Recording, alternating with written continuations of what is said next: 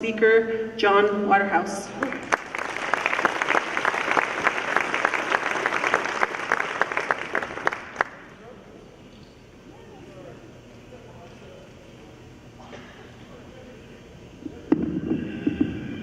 Good morning, everyone. How is your morning going so far? Well, I want to thank ITC for inviting me here and San Carlos Apache for being the host. Thank you very much. I also want to thank Seth Pilsk for calling me and saying, get down here. Thank you very much, Seth. So you heard about my background somewhat, the credentials, but let's go a little deeper. So I'm Skalaun and Chippewa Cree. So I'm a bit of a mutt spread clear across the United States. My mother was Scottish, so that makes me even more of a mutt. My background, though, at times isn't the greatest. I came from one of those broken homes. In my teens, I was what you'd call a delinquent.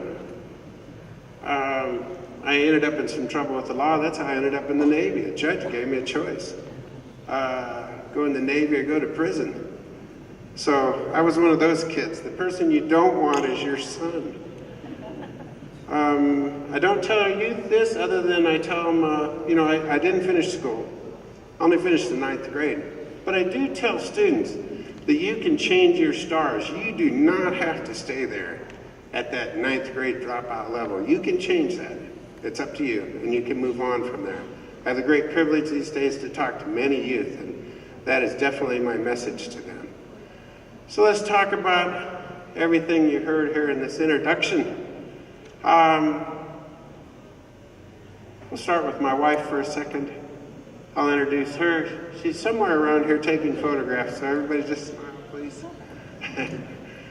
She's a writer and photographer, and my colleague in this work around the globe. And we have the great honor and privilege to work in many places around the globe. In the Amazonian basin with people called the Machinga and the Shanika. See if this is going to work. There we go. In remote places in Africa with people called the Nuer and the Dinka and others. In the high Arctic with many people called the Yakut or the Yupik or the Evenk, the Inupiat, the Inuit. And we lost our feed. No, we didn't. And now, here in the Southwest, here on this North American continent, warmer climate than that high Arctic. These people, these cultures that we work with, though, have a deep history.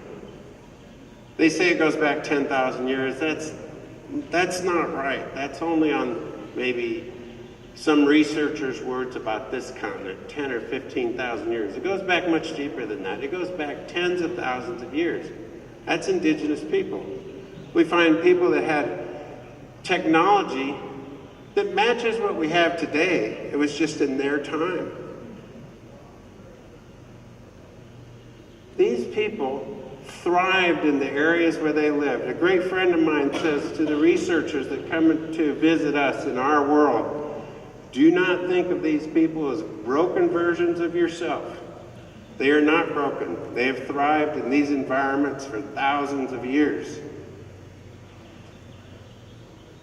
Everywhere on the planet. They left behind language for us to understand what was going on the planet. They say we didn't have a written language. Well, I beg to differ. I see evidence of it right here, or right here. We respected our ancestors, but this culture that they look at sometimes as a historical piece is still alive today and strong. In these communities, you may be invited in by enthusiastic young men like this.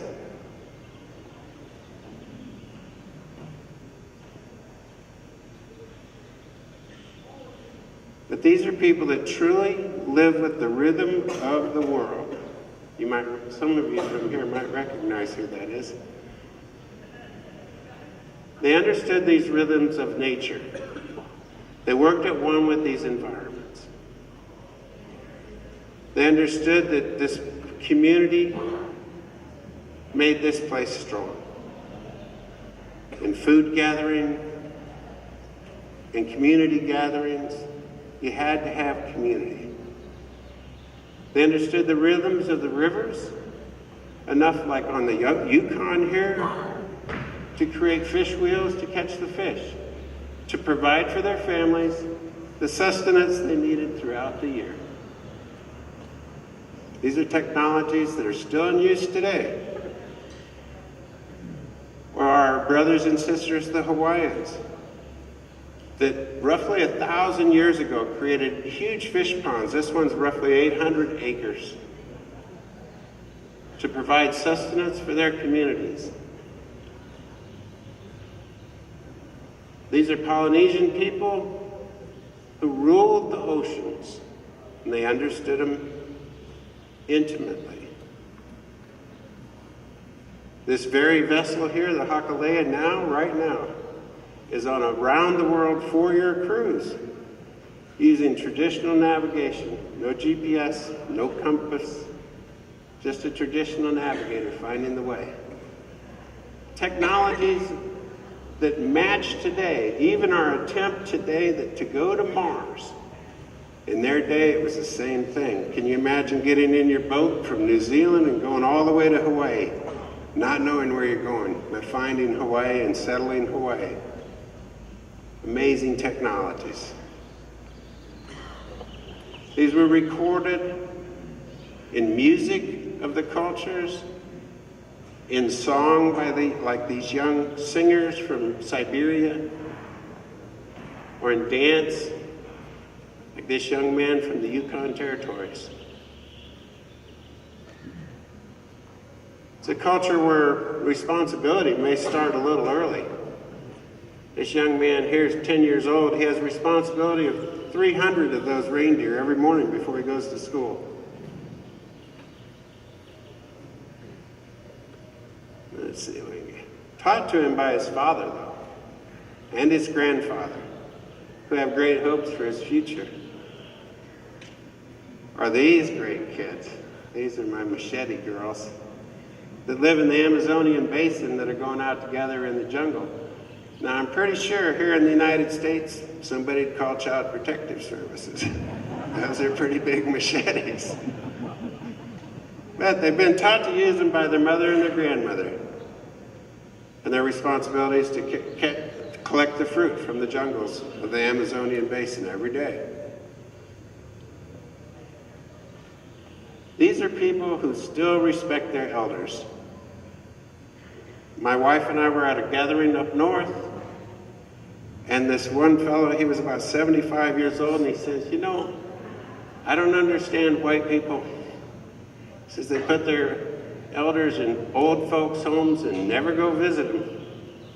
He says, you know, my mom still lives with me. She's about 97 years old. And if I get uppity at the table, she still smacks me on the back of the head. Keeps me in line, keeps me on track. And we still know how to give thanks for what we have. It's part of our DNA. And we truly hold these beliefs close to our heart. It's a beautiful place we live on this planet. And there are indigenous people around that entire globe you see there, the big blue marble. Everywhere you look, indigenous people live. But we live in a modern era. And as we look around the globe, we begin to see some problems, such as these. Or this. I'm sure many of us remember this just not too many years ago. And these problems are causing problems for our smallest relatives and our largest. These problems are causing trouble for the eagle, where he may have to pick garbage from a place like this. It's a toxic landfill.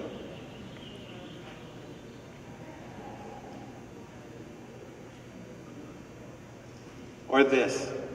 Now, we've all seen this happen in our lives. Somebody finishes one of these and they just throw it away. Unconsciously throw it away. And it turns to this. This is in Indonesia. That plastic and garbage goes about 10 feet deep under that young man in his boat. But we're also finding these plastics in the ocean.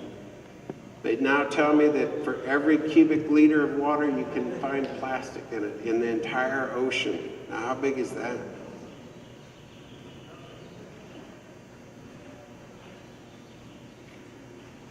We're experiencing droughts across the planet in many places.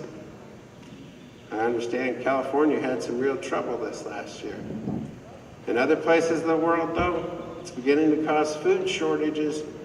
And just about 3 days ago in Karachi, Pakistan, they had a huge riot over water.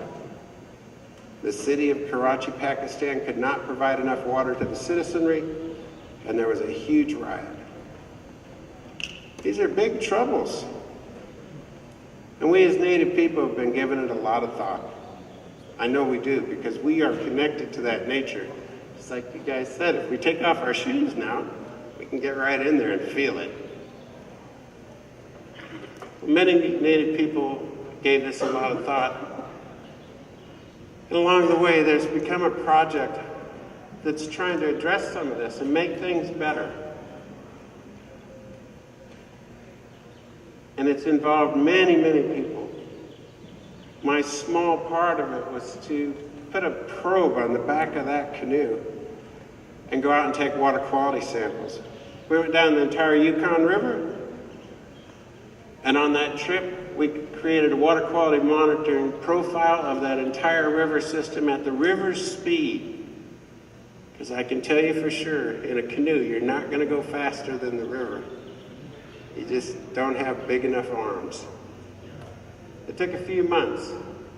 It caused quite a scientific sensation when we got done. But it's continued now, though, with many people involved from all over the world doing these kind of trips and starting to monitor their water and understand their water, because I can tell you for sure, you heard I was in the Navy for a long time. Water is probably one of your most important resources.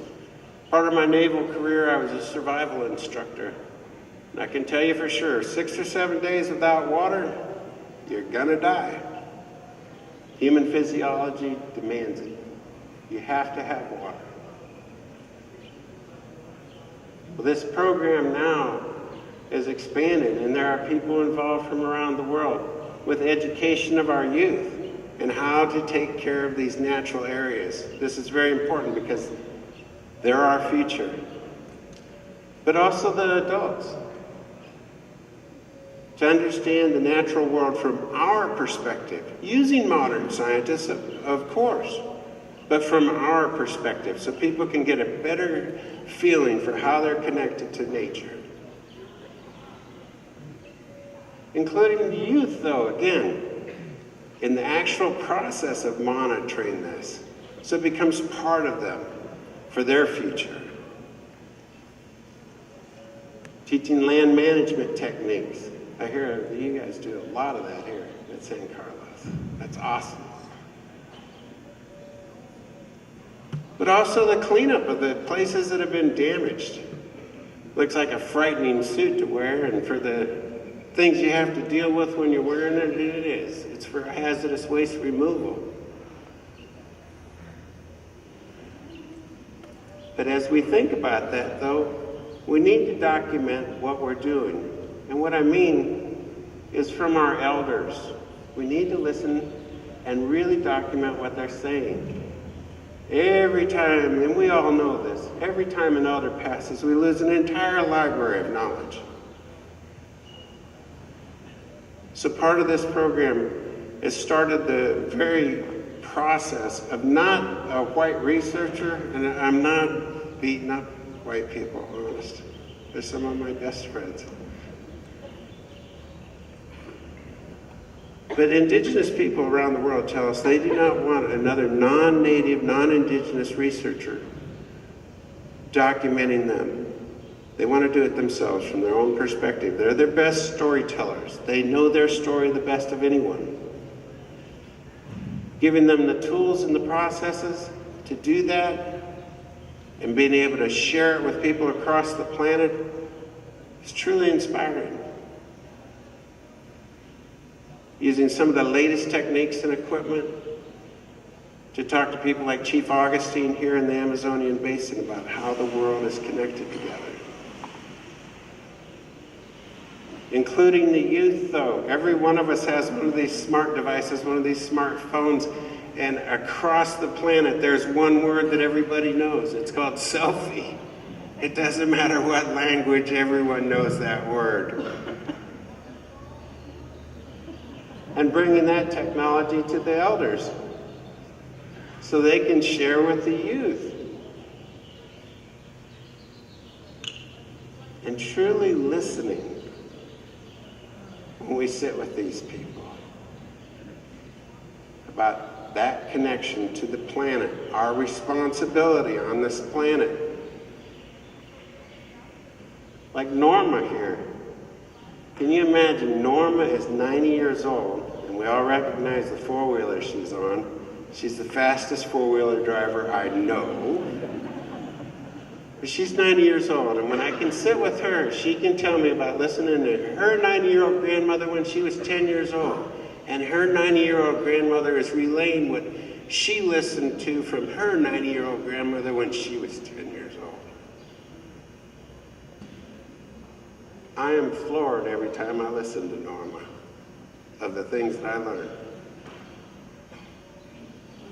Again, though, listening to our youth. These are brilliant young people, and we've seen a turn in our societies where the young people are really truly involved and connected in this world. They're becoming more concerned about their future, and it is our future too, because that person right there you see there, Jamie, has a much longer future than I have ahead of her. And she can work with the youth that are coming behind her to really truly learn to take care of this planet and pass that on to the people that are causing the problems and make the changes that are needed to get this right.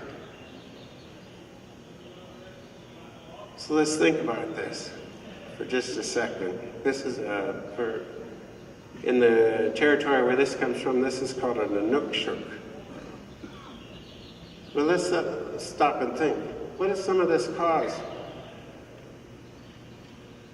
There are now growing across the planet, run by native people, hazardous waste removal programs that are incredible, removing millions of pounds of hazardous waste from the environment.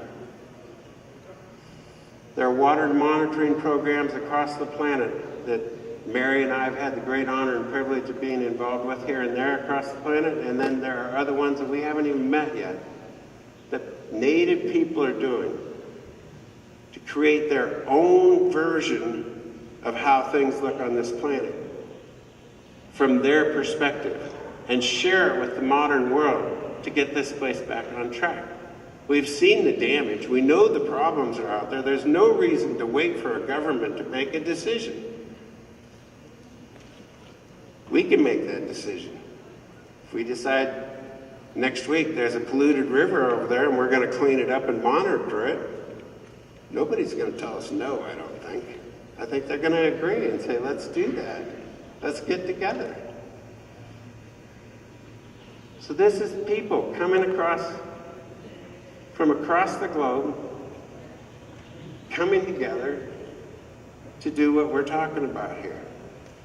Honoring our earth, honoring our ancestors, and creating a future for the rest of us. All across the planet. Even the warlords of South Sudan, believe it or not, they care. Elders in Siberia, youth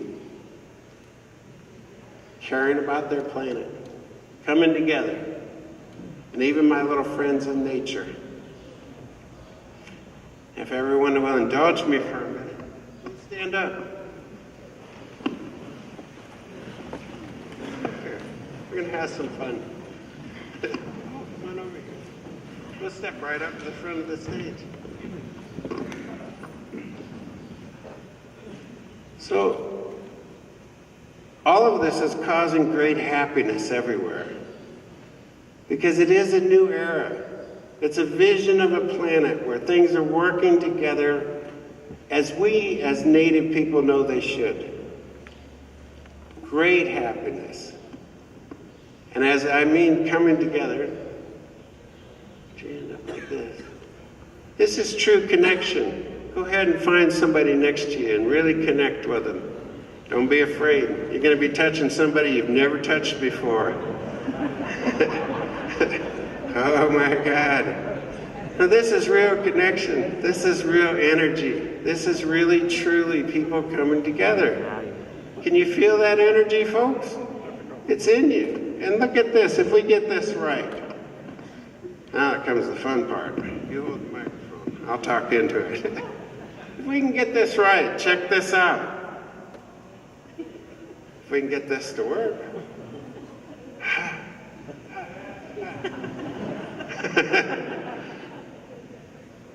Oh, there we go. Our friend the eagle will be able to soar again with real proud feeling. The whales will be happy. That friend will be happy. Even the guys down here in the Southwest will be happy. We'll be able to save the rhino. We really will. And the blank spots on the map. This guy, the small creatures that we owe to, this little fellow that takes care of our amphibious environment, the sleepy lion, but most importantly, we'll be able to take care of these guys and give them a future that they deserve. So please, everyone, as we go into this conference this week, remember this connection. Let's really commit to getting this right. And thank you so much.